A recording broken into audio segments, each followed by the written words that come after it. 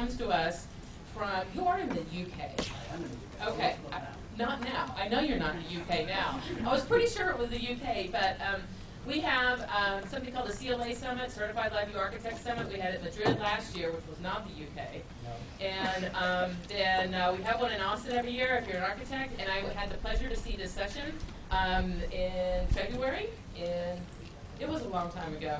And so I think you're going to learn a lot from Paul and his experience from lone wolf to dream team. So I'm going to put this down and let you take it away. Thanks. Can you hear me on this one? Is that okay at the back? Yeah? Good. Okay. Thanks, Nancy, for the introduction. As Nancy said, I gave this talk at the CLA Summit in Europe, so if you were there, go and find something more else interesting to do, because you've seen it all. It hasn't changed at all. I might have promised it would. It hasn't. Before I skip on, so I'm going to start with a brief introduction, a couple of slides about who I am for people, and then just a little sort of thought exercise in Teams, which is vaguely related to the rest of the talk, and then I'll actually get on to the stuff about the journey that we've been on as a company from having a lone developer to trying to have a team of developers. So who am I? As Nancy said, I'm Paul Morris. I'm a CLA now. I've been using LabVIEW since about 2004. I started developing as a LabVIEW developer in about 2009. Got the CLA a couple of years ago. And now I'm developing bigger systems for ultrasound measurements mostly. So I work for a company called Precision Acoustics. We're an ultrasonic specialist. I'll talk a little bit more about those in a moment. So Precision Acoustics, there we go. So we are based in Dorset in the southwest of the UK. We make precision ultrasound devices, be that transducers and hydrophones for making measurements of ultrasound through to systems for characterizing ultrasound devices or even measuring things with ultrasound, for NDT, for example. So we're a very sciencey company. We're only 20 people in the company.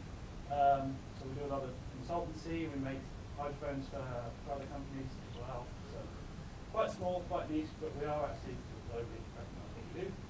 And a few pictures of some of our devices. Along the top, we have some hydrophones and transducers. And then right through to some of the bigger measurements.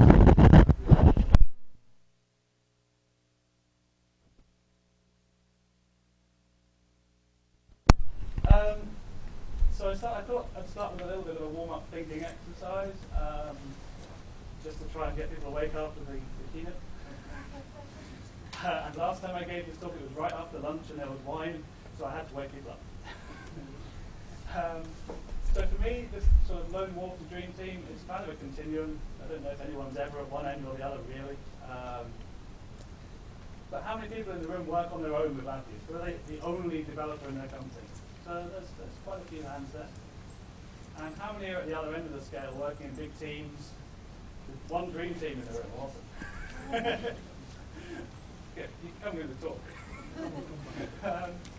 So when I was doing the presentation together, a colleague actually came across a white paper online called Nurturing a Productive Data Team.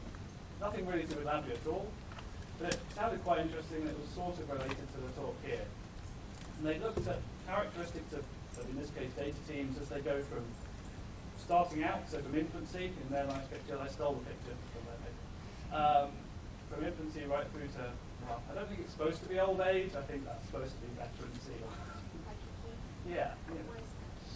And then looked at 5 characteristics of teams and how they progress over time. So we've got scalability, collaboration, risk-taking, creativity, and explaining. And I thought we could just have a quick look at some of those in terms of the idea of a lone wolf to a dream team rather than the age of a team. There's some parallels. So they define these as continuums again. So the opposite of scalable, they said, was ad hoc. So something that's scalable, you can go obviously big. We all know what scalable is. We're all LabVIEW developers. That's what we do, scalable code. So where do we think a lone wolf might fit on this scale? To the left, I think I heard. Yeah, quite possibly. I think to the middle, to the right. Anywhere is probably the right answer. A good lone wolf, if they've actually done some work and got some process, could well be a scalable, someone who could bring in more people if they needed them.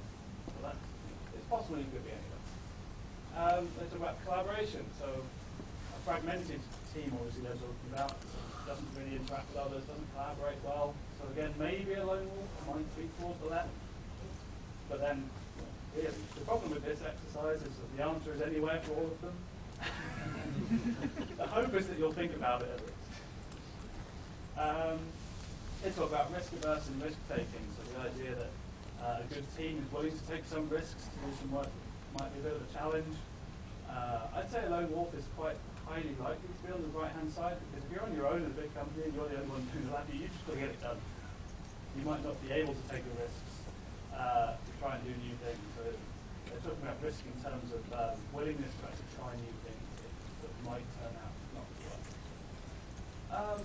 They talk about passiveness versus creativity. So where there's a lone wolf on here, it could be anywhere, but perhaps more towards the passive side again, just trying to get things done, reacting to problems rather than trying to be creative necessarily just because there's lots going on if you're on your own. And the last one is the unknown to the acclaimed. The lone developer could be totally unknown in the company, or they could also be quite acclaimed because they tend to be the person everyone goes to for problems. When we were at the CLA Summit, Darren Mather gave a talk, sort of struck me on this one. He was talking about there was a lone developer in the company, and actually he never got any acclaim. And the problem he had was that he had so many projects to do, he was always late. So everyone else took the credit because, oh, he's late again. But really, he was the only one doing all the work. So we could go through the same exercise for a dream team. Generally, I think you'd hope that your dream team would be more towards the right-hand side. They're going to be able to be scalable. Dream team, they're going to be collaborative, both within the team and hopefully outside of it. Risk-taking and risk-averse, you might find they're more in the middle. Willing to take some risks. If you've got a good team, you can try some new things. And you'd hope they'd be reasonably creative, not just reactive to things, passively getting on with stuff. So that's the slightly awkward introduction. What is the rest of this talk about? It is primarily what it's not about. I'm not a team building guru. You will not leave here knowing how to build the perfect team. That is not my aim. You won't have the complete toolkit for how to build a team. That's really not likely to come. Unless you've already got all that, then you can take it with you. Take it away. What I'm going to do is talk about how we at Precision Acoustics have gone from the lone developer to trying to have a team, and how we've gone about that, what we've tried to put in place. And the idea here is that by sharing our thoughts and how we got to where we've got to, you guys will get some ideas that you can either use or iterate on yourselves to maybe come up with your own processes.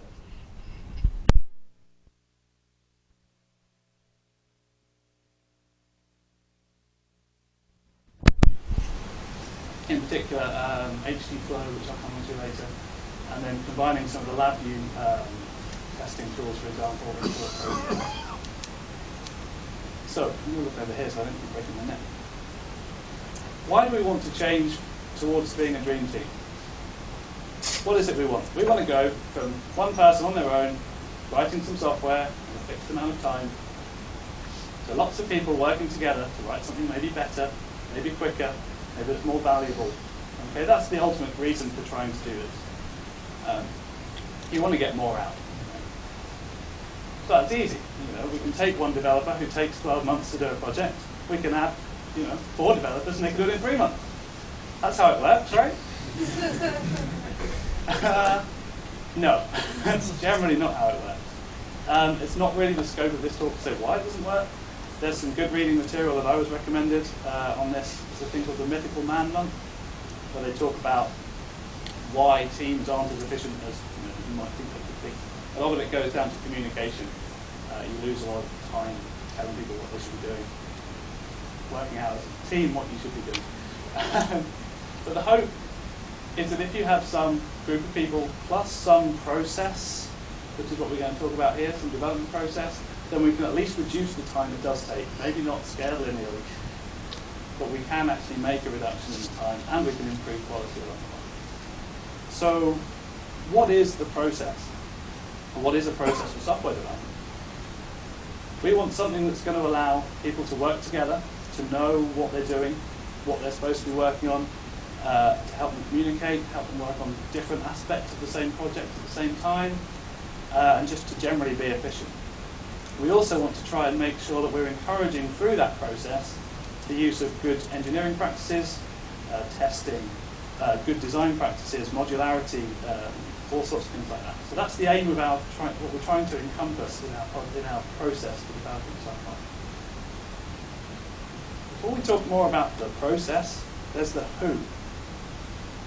Who actually is going to design this process? You could have one person say, right, this is how we're going to do it.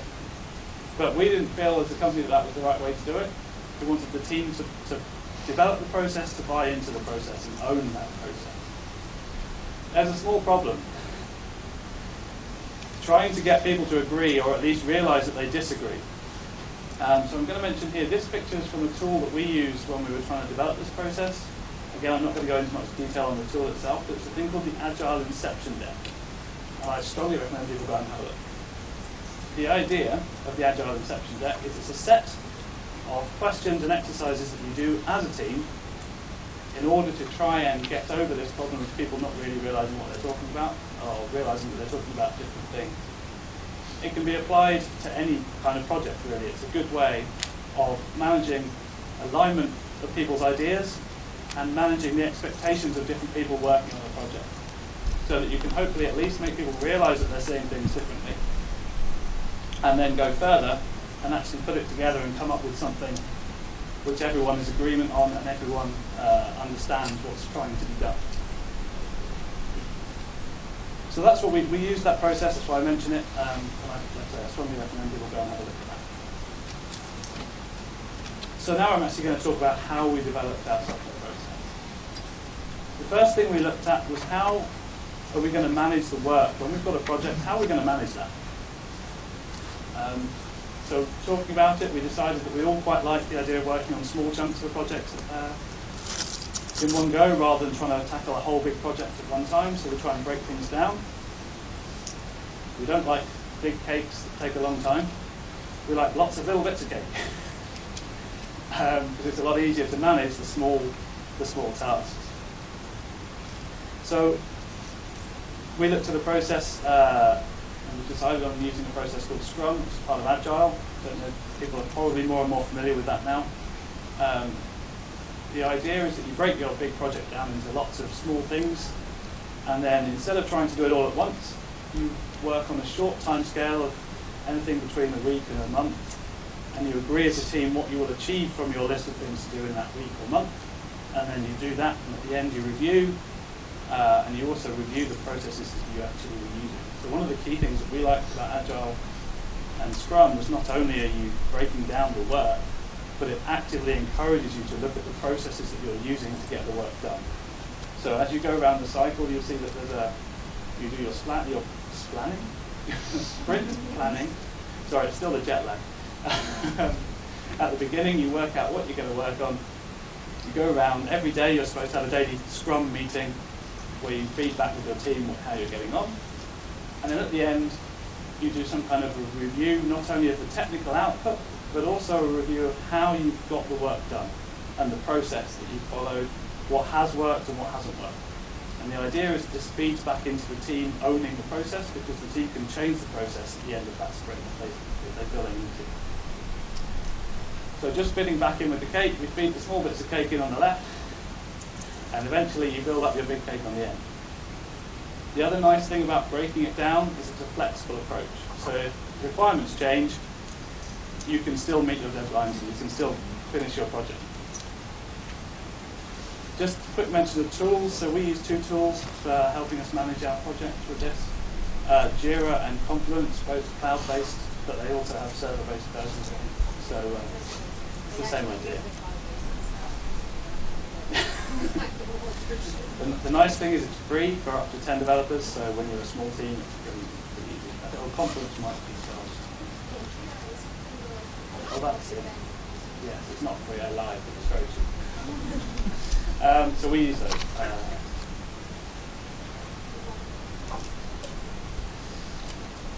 So we've worked out how we're going to manage the project, how we're going to get work done. The next thing we had to look at was how we're going to manage the actual code here. So obviously now we're starting to talk about how we're going to do source code control.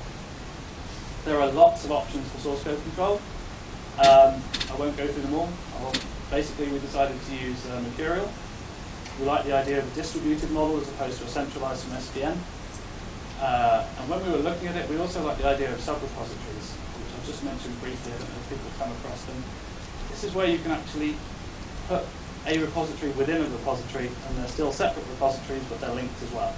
So you can manage sub-modules. In Git, it's called sub-modules, and I think in SVN, it's externals. So I like that idea. We don't actually use it. But at the time, it was one of the reasons that we chose Mercurial. But actually, I found it a lot easier to work with than SVN. We were working with previously. Within using Mercurial, we're actually using a process called HGFlow, which I mentioned at the beginning. Any users of Git, this is the equivalent of Git flow. In fact, I think it comes from Git flow originally.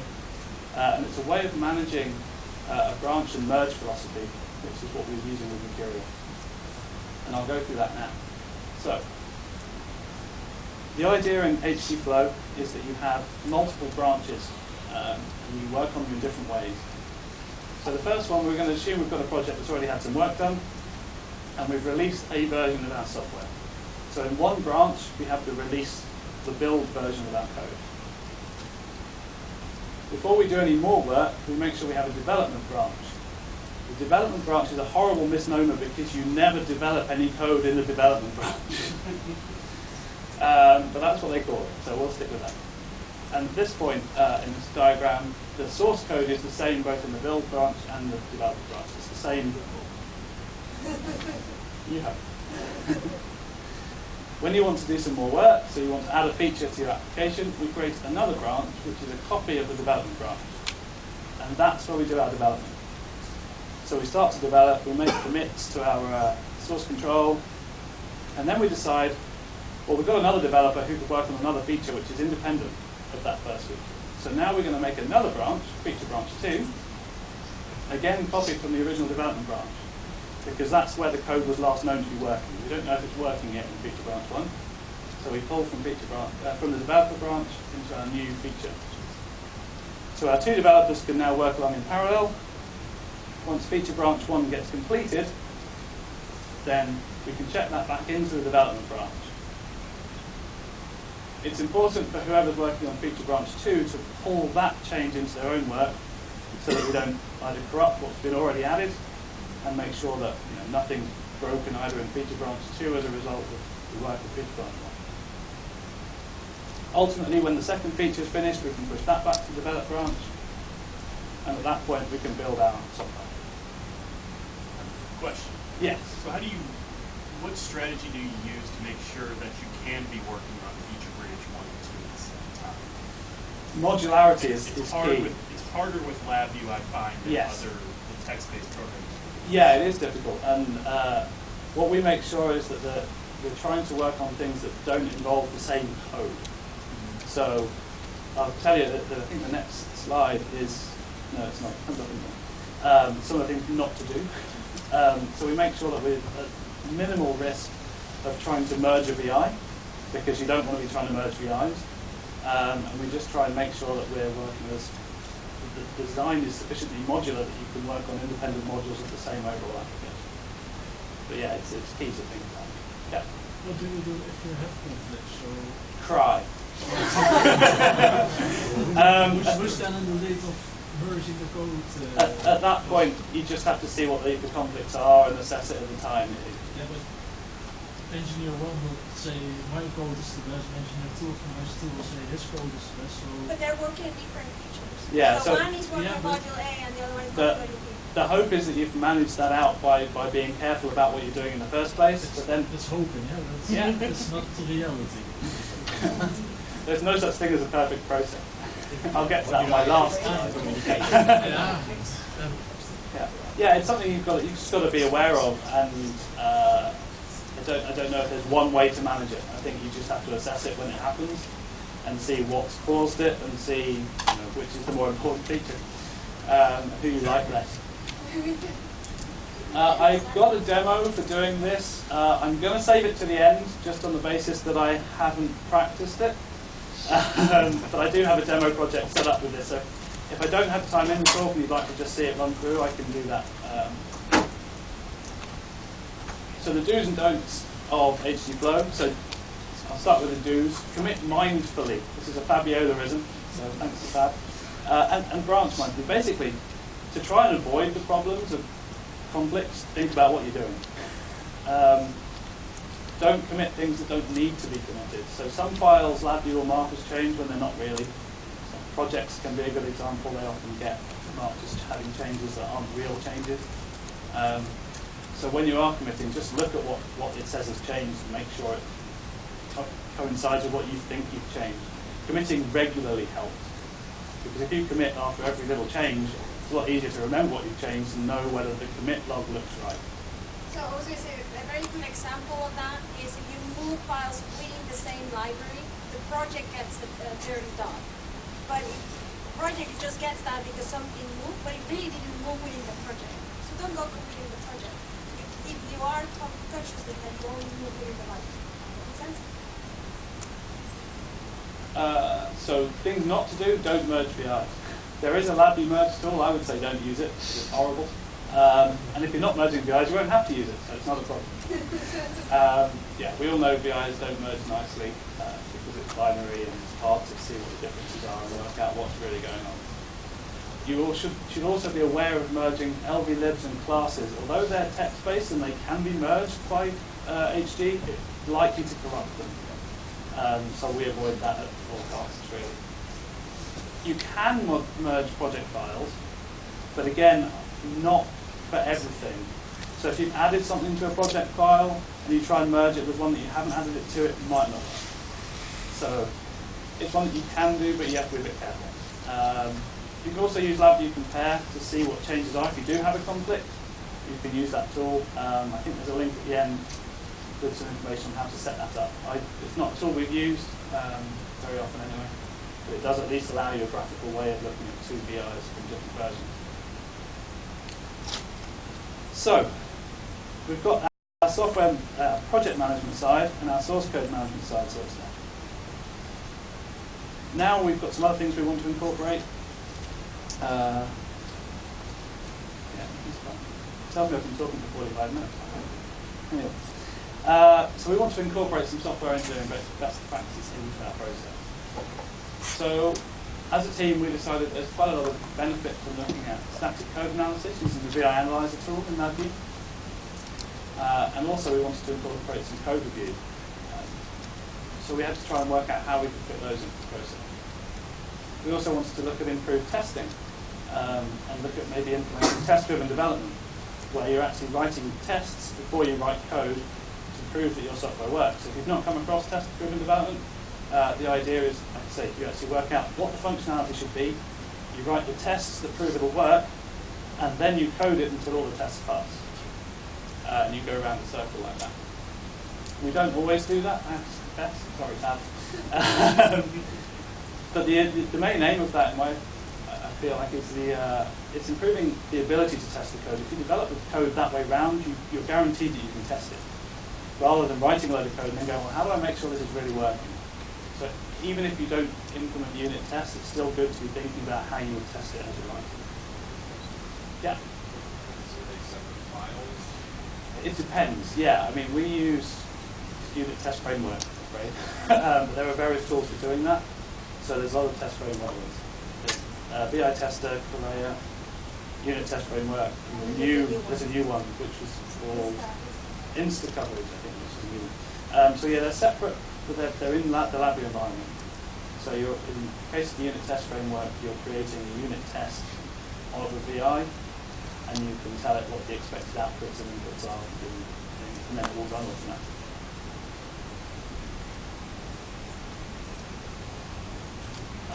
So other ideas that we had in mind while we were looking at this process.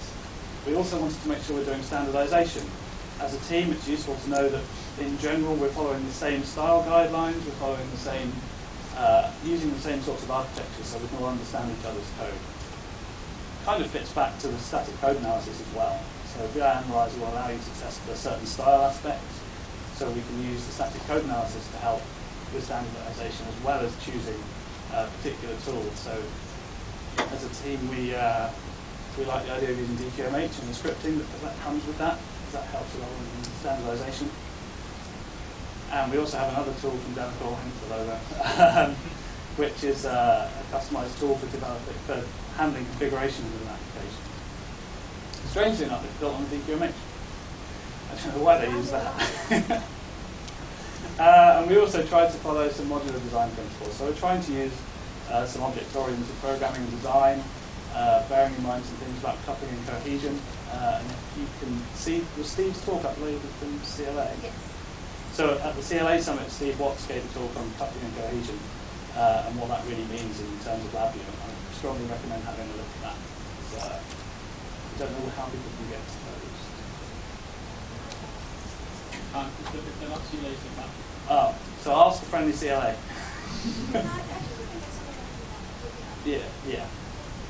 Yeah. So watch A space somewhere and you might find out. So we're trying to use all of those things in this process. So now we get to the stage of, well, we've got all these ideas, we've got our source code control, we've got our Jira project management, we're going to try and use static code analysis, test-driven development. How do we put all that together into something that's a coherent process that we can actually follow and use generally? The short answer was with help. So another plug for Delacorp, sorry.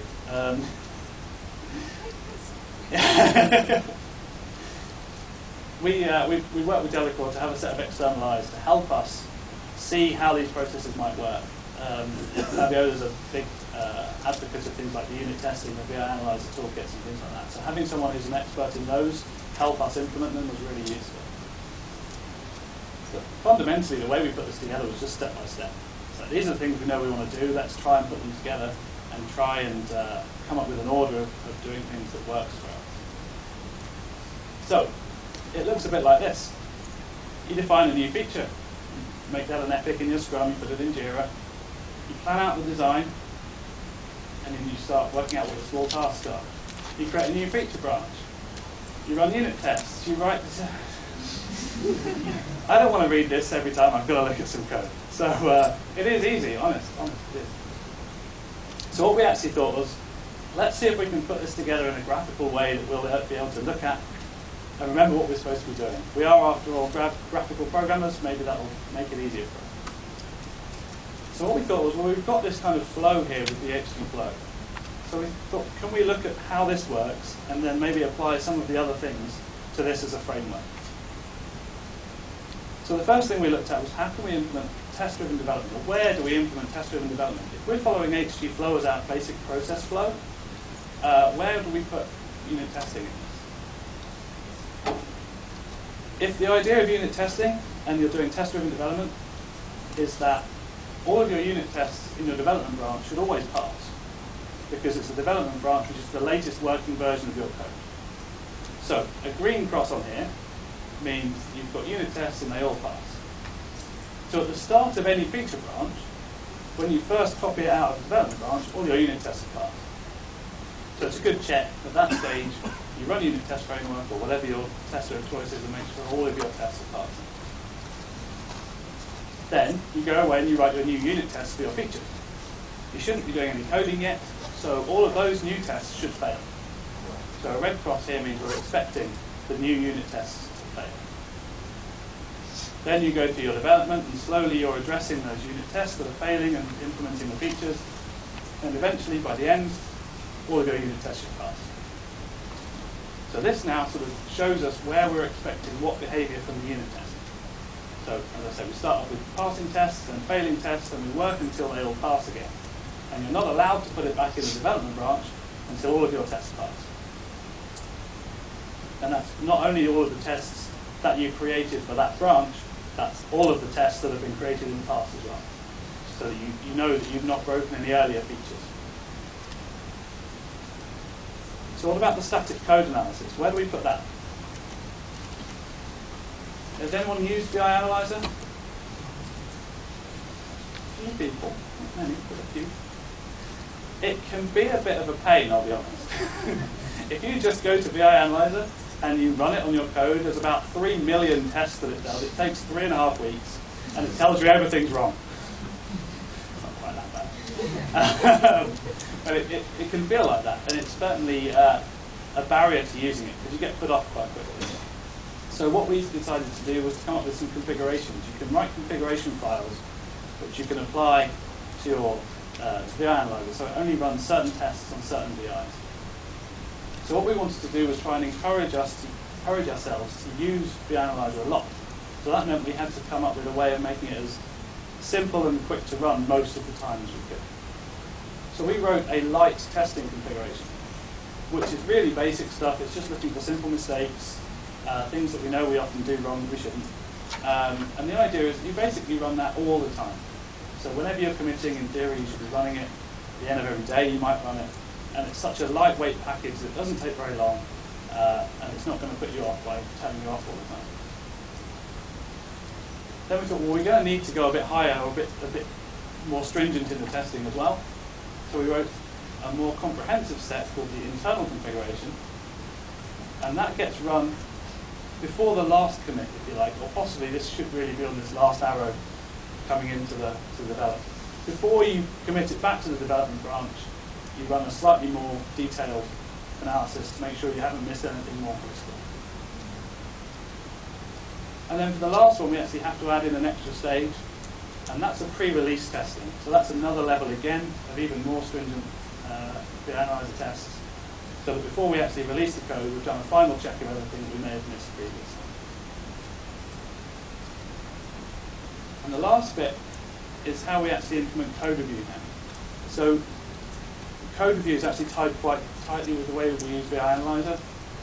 So the idea is that we'll have a formal code review at the end of every feature. So before you're allowed to put it back into the development branch, we actually review the code as a team. And before you get to that review, that's why the internal config is where it is. You should have run the internal config and addressed any issues before you bring that code to code review. So it makes sure that we're not going to have a code review where everyone's going, well, that wire's not straight. Can you move that to the left a bit? Because those aren't the important things. You've dealt with that for your VI analyzer test before you bring it to code review. So now we've actually got pretty much everything that we're trying to do in terms of the development process tied up in one simple, easy-to-follow process. So that was kind of the aim of our project, really, was to try and get ourselves to this stage. So does it work? This is the real question. I'm going to say it's still a work in progress, which is true. If we go back to the things I was saying about Agile, the whole idea is that you're continually assessing, is your process working for you? So it shouldn't really stop being developed. We should be looking at improvements all the time. So we are still learning, and we're still sort of tweaking things as we go. The things that at the moment are working particularly well, the Jira for task management we're finding very useful, and also HG Flow, we're following that nicely. That's really quite helpful to break up the modules. It's almost like the opposite of the question I had earlier, how do you make sure it doesn't all go horribly wrong? Because you're using HG Flow, you make sure it doesn't go horribly wrong, so it kind of informs some of the decisions for the design as well, or makes you go in the opposite direction. We probably need to work on these bits, but then I think everyone does, right? Part of this, I think, is habit-driven. It is quite hard to change your mindset from going, right, I need a VI that can do this. There it is, saying, right, I need a VI that can do this. Now I need to write these tests to prove that it does it, and then I can write the VI. It is quite a change of approach, and it's very easy to slip back into the old habits of just writing code. Sorry, Bab's looking at me really evil lips in front. And also VI Analyzer. It is still, again, a habit of actually just going to the tools menu and running VI Analyzer. It sounds like a really easy thing to do. It's also a really easy thing to forget. So those are things as a team we know we need to be doing better. Why don't we always follow the process? We've got a process, why don't we always follow it? Because it's the real world. We have commercial pressures. Sometimes the customer needs something tomorrow and you don't have time to do it through the process. You hope you've done enough through the process that you've got time to catch up afterwards, but it's always going to be some kind of a balance between the idea of getting it done and getting it done right. It's always a challenge. And change is hard. This is a brand new process for us. It's a very different way of thinking. And going from being the only developer to trying to work in a team and trying to put the process in, it's a lot of change and it is hard to get into. So this is just a quick reference back to the Inception deck. one of the exercises that you do during the inception deck process is, as a team, you come up with a list of the things that scare you about what you're trying to do, or worry you in particular. So I'm just going to share with you the things that we thought, they're fairly obvious really when you think about them. We were a bit worried that we'd come up with a process, brilliant, absolutely great, and no one does it. Because it adds too much complexity. Unit testing, for example, might become too much of a burden. If you try and unit test every BI you write, you'll never get anything done.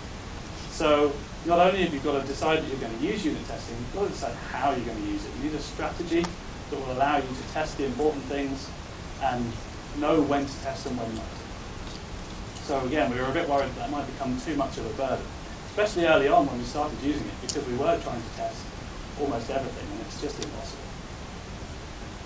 We were also quite worried that then, these are all very related really, the worries. But in this journey to become more efficient, you've got all these processes in place, and actually because you've got all of these processes, you slow yourself down. And we don't want to be in that situation either. So there's always this balance between how light the process is and how detailed it is, and you've always got to find the right balance that gives you enough benefit, putting in the processes and the procedures that help, and taking out the ones that just slow you down. And the idea of Agile, I guess, is that you can identify those and take them out.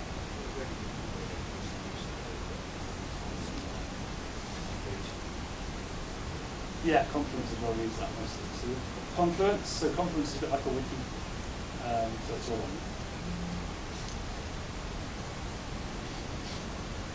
there. And then just the last summary. So, anybody here already using any of these processes? That's encouraging. Who thinks, after all my waffling, that they'd like to be using these processes? No? Okay. And who wants to come to the UK and work in a team? Anyway. So just that's really just while I summarise, I'll leave this up. That was our journey to getting to trying to do this team development. So it's an ongoing thing that we're working on still. Hopefully I've presented some ideas that are useful and at least made you think about some of the processes that you might be able to apply to make your development better quality, more efficient, and get you working better together. So thank you very much for listening. I could do the demo if I don't know what the time is. I think there's like 15 minutes left, 20 minutes left, so we've got plenty of time for questions, and if you'd like me to try and run through the demo, which I haven't practiced, I can do that. Yeah. So how do you know that this process is working for your team? Like, did you see the reduction in bugs coming out? What were your metrics? We genuinely, I'm going to have to be honest, so we don't really have many metrics. There are lots of ways we could measure with some of the things that we're using, because the analyzer, you can save reports, you can start to look at reduction in issues. We've not really got into that yet. We're trying to use the process first. As a feeling, it feels like we're doing stuff better. So I know that's a bit hand-wavy, but it feels like the code we're writing is better designed. It feels like we're spending more time doing the design now to make sure that we can make it modular. So it feels like we're doing more things better, but I don't actually have a numerical metric. Yeah. In the Agile Scrum method, you usually plan for your actual sprint and the next sprint. But management usually wants to know when the complete cake is finished. Yeah. How do you manage that? Because we just lie. Not really true. No, it kind of helps that I'm part of the management team. So I can lie. No. Yeah, we're lucky that a lot of the work we've been actually doing is on internal projects. So we've got quite a lot of flexibility. We're quite lucky. There aren't any big hard deadlines at the moment. That's something we'll have to work on. You're starting to do a lot more external lately, so I guess that's when they're going to get to see the metrics, right? Because right now it's all him not going as crazy, and the rest of the team saying, "Oh, he's actually producing something instead of yelling at him." Yeah. Maybe a part of the answer will be to convince the end customer that this is the right way to go, and then the customer convince management that they want you to do that.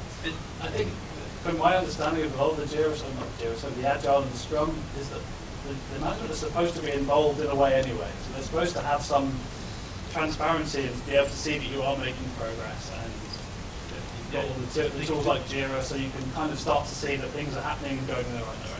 So they're invited to the Scrum meetings, to the I think they're supposed to be invited to the retrospectives, or at least the review at the end, so but that they still, can see then you don't have a finish date.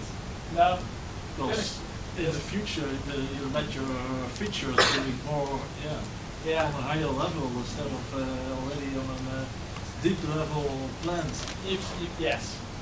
It's something you've just got to be aware of. But if you don't do that, you can't adapt to change, and Yeah. you don't finish as Yeah, well. but managers only think about time and money. That's why maybe having a customer to convince your manager. Trick that we do is you make sure you have enough nice items, that you have enough time to skip those. Yeah. Say, we met that time. Yeah, you've always got to evaluate what's the least amount of work I can do to meet the customer's requirement. So you feed that into there as well. Yeah, And that's where you typically have a product owner for giving the priorities Yeah. to do what to do next. yeah, I mean, I didn't really talk about it too much. The way we do Scrum isn't really by the book. Because we're quite small, we don't have a Scrum Master, we don't have a product. We're really using the bits that we like, so we're using the sprints, the fixed period of time to work, the project backlog. We're not using some of the higher level sort of management-y stuff. The sprint stuff. Yeah. So we pick the bits we like and we've got the bits we do. Any other questions? Yeah. How long have you spent on trying to implement? Too long. If we look at when we actually first started, it's well over a year. Now I presented this 3 months ago, so even then. But it's an ongoing thing. We started really having sort of trying to make the journey from a lone developer to a team probably 2 years ago. And we had a good period of time before we got developer on board. Things got a bit quicker once we had Fab. She's never going to talk to me again. So yeah, it's a long time. It's taken us a long time because we've had internal work to try and do it at the same time. So. Yeah. How did you modify each mode you had to manage different versions of the same project? Like I do something similar, I manage different versions of the same stuff, and then it gets kind of done. Yeah. I guess you could. You almost need lots more branches, I guess. So you could have, but it's tricky. If they're really different versions, then. So the way I've been able to do it is to pull as much as possible into sub-modules. Submodules might be the way to do it because then at least you can have different versions of the submodules. I mean, we've tried to use VIPM to manage, so our source code gets built out. Our smaller modules, for example, will be built out as VI packages because the idea was that you can use that for some of the version management. We haven't really run into it where we're actually trying to use different versions of packages because we're just developing with the latest all the time. You can get some third implemented in the code with additional changes. Yeah. But you basically want to import changes. Yeah. Did you hear that? Yeah. Suggested using conditional disable strategies to do version. That definitely helps, but we still end up, the way I ended up managing it was to create different ports because there are some. So in that case, the IPM approach works better because you can say that version that's released is using these VIPC file. For those of you that know, the VIPC file will contain all the packages and the versions. So you can say version 1.0 is using VIPC 1.0, version 2.0 is using VIPC 2.0. And as you start upgrading your packages, you start upgrading them on 2.0. If you find one that breaks, you just revert to the previous version and go back to your phone. There we go. Thank you. Yeah. So how do you guys handle integration of taking those features that are branched off and kind of grouping it into sort of a combo? It kind of depends. So at the moment, we've not quite got to the full application where we're doing it. We're really working on the modules and features of the module. Most of the time, you basically create another branch to do the implementation. So if you've done a feature which is a new part of a sub-module that you're using, then you have another branch once that's finished that deals with the integration bit. Alternatively, what we're trying to do, like if I showed you our project, it would be hilarious. is actually break down. We're starting to use PPLs, so we actually build out modules. So the output of the source of a repository is actually a built piece of code anyway. And then we can use that, the code against that in other places. So if there's any situation where there is some sort of codependency, this kind of makes it a little bit more difficult. The idea is to avoid the codependencies. The one repository for one thing kind of idea. And then originally we were using BIPM, so we'd have a repository for a particular module that we might use or a particular tool. And then the output of that would be a built VI package. So then you install that VI package, and anything that uses the packaged code, not the repository code. We're doing a similar thing now, but mostly with PPLs, because we're using a plugin architecture. Yes, plugging Matthias's presentation, which is all about PPLs on Thursday. So if you were looking for a reason to stay to the very end, come and see Matthias on Thursday. It'll be a good talk. So, that might also solve the problem of relational the PPL. Yes. Any other? Yeah. Have you had success with PPLs and things like, objects and other classes? I know we were just talking about dependency issues. One of our guys was having. Yeah, my biggest gripe with PPLs is that once you start, you can't stop. As soon as you've got a class that you want to use in multiple people, you've got to build that into its own PPL first. Okay. So yeah, people feel the pain. Yeah. They're really stupid.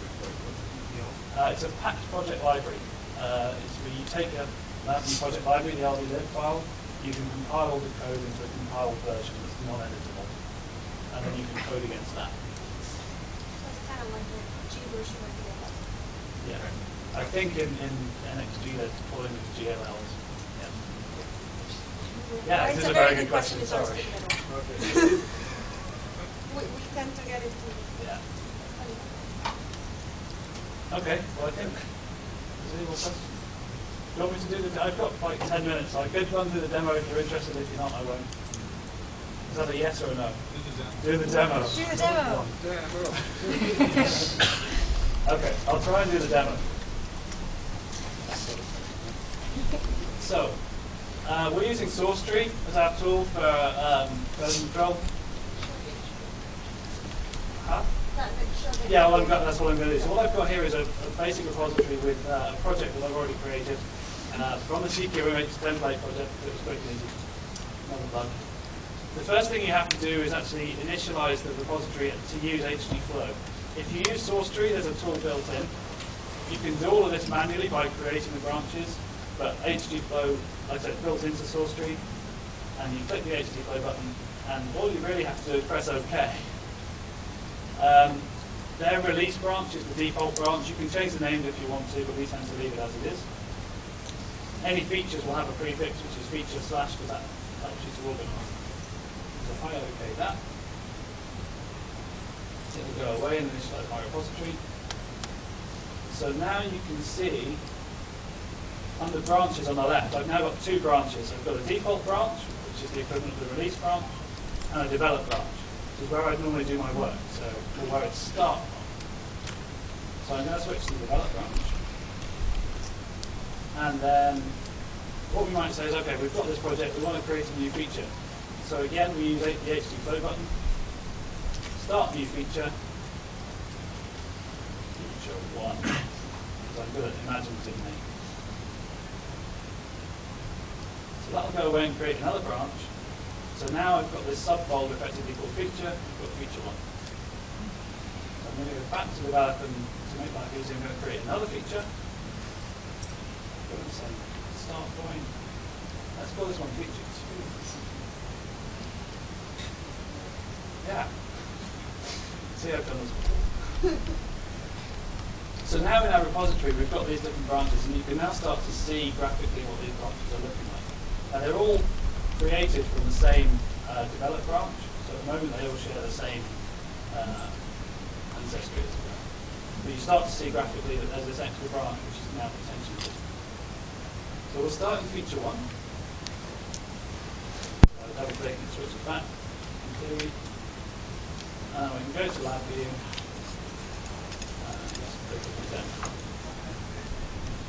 So for those of you who aren't familiar, this is what you get if you ever do a project template from the DQMH. So at least it was. It's changed. Did you from have the last 4.0? Did you have 4.0? This was built from the last one. Okay. So, in here there's two modules which we're going to use as the two features so that they're nice and compatible. So I've got a singleton DQMH, a clonable DQMH. I'm going to do this as a demo of the DQMH for you to make my life easier. So we want to create some new functionality in the singleton flow module. So feature one, we're going to do something in the singleton. So this is the feature. We're going to create an event called the feature one request.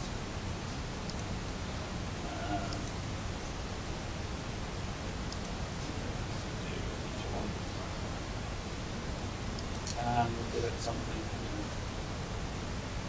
Darren's gone. You can't even be impressed the way he's. Yeah, we're going to tell him that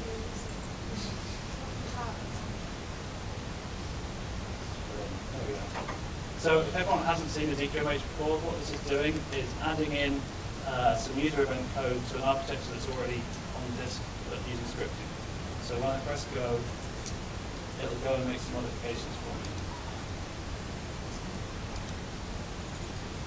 And it asks me to do some things. Just do this quickly.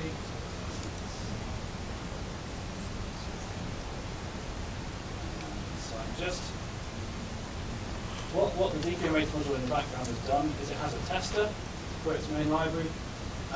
So it's created an API for the feature I've just added. And the first change I've made there is just adding that feature to the tester. This is our tester.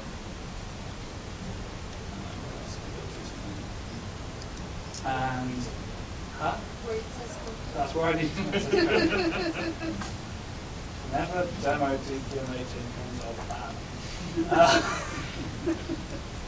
So I'm just going to create an indicator deployment. So if anyone calls that API BI, then within the DQMH, it would put the string that they've written to this string indicator on the panel. So we'll save that. And I think that's everything I need to do. Test it. Yeah, all right. That's something to do. So we run, we start our module.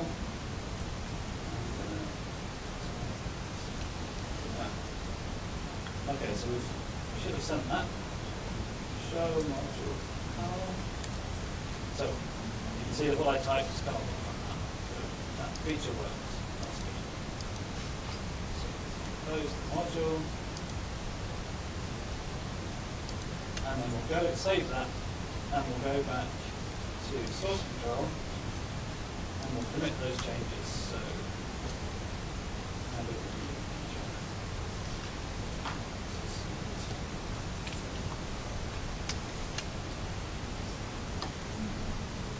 now if we look back at the log history, we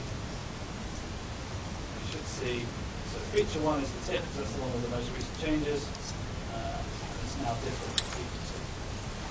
So now developer 2, meanwhile, wants to do some work on feature 2. So they switch to the other branch, we open the project up. And because I'm now in the other branch, I reverted back to the default, the original module. So if I look in here at singleton flow, my request for feature 1 is not in this list. So this is the original code before I made the changes. So now we'll do the same thing again, but because we're working on an independent feature, this time I will select the global module. Feature 2 request.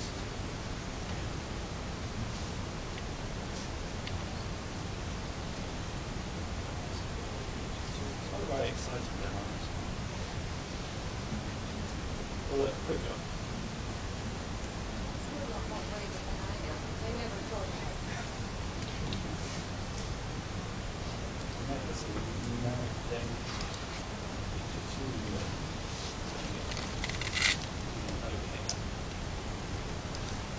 So in the background, this is doing exactly the same. I mean, this is now working on the clonable module rather than singleton. Because they're independent, that's all good.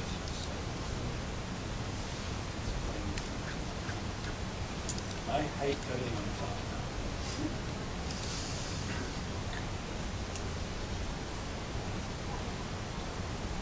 Got 2 minutes left.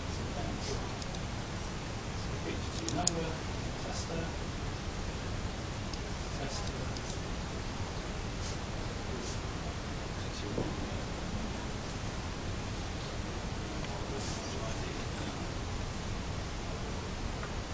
So just test that one quickly. So restart the module instance.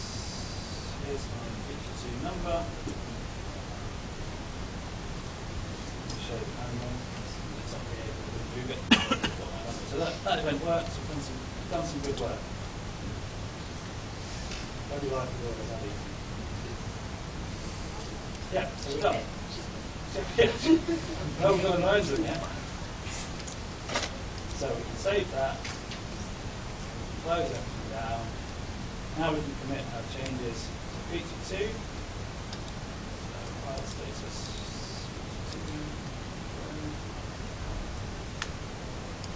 So I can commit those changes. So we have feature 2.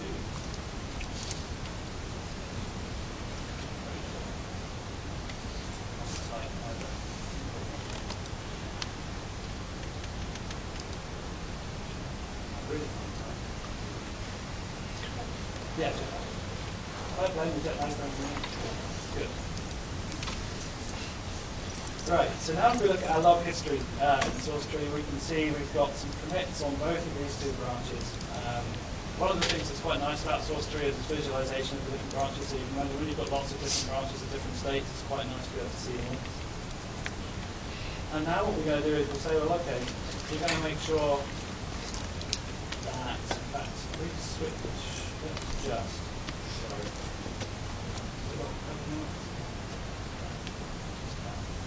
We'll just put quickly into the main BI. We only want to change the main BI in one of the modules. So in one of the branches, otherwise it breaks up. So phone box, BI requests. It's probably quick.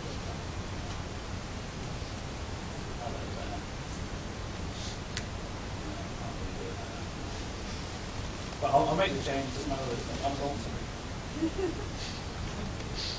So we close that, save. What I wanted to do.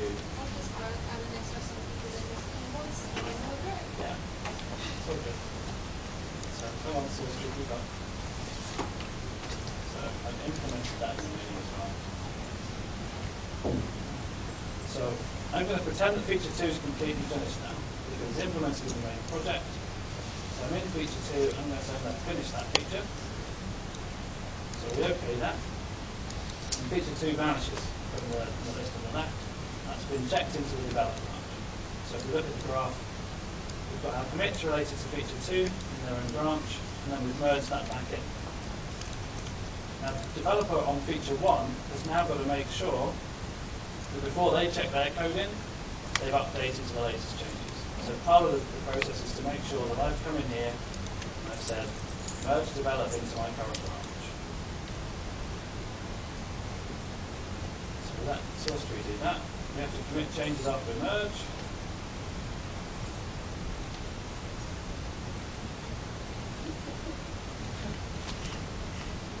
Running out of time. No, I don't even have the So just to check then, so I'm in that feature branch, so I should now have the broken main with the VI that I dropped on the block diagram. Yeah. And if I look in the modules, singleton, I'm in the singleton changes, so I've got the request event for the singleton. I've also got the one for the clonable. Down here, feature request 2, so everything's up to date in that project. I could now implement that something from there in the main, but I'm not going to. So what I do at the end is I finish feature 1, and now my develop branch is the latest version, and it has all the changes from both feature 1 and feature 2. So if I open it up and develop, obviously it's not a great demo because nothing worked. But you can see that now in the develop branch, I've got the 2 testers that are working as well. So tester here has got my feature 1 string, and I've also got feature 2 numerical. So because this is a nice modular architecture, because it's DGMX, it's got well-defined modules, it's very easy to do that demo and show two simultaneous developments that can be pulled back into the same project. And like I say, you've got this nice graphical view at the end that's sort of showing us the history of that development. So you can use that to see where things might go wrong. So I think that's pretty much it for time. 10 minutes to get to your next talk. So thank you very much for coming.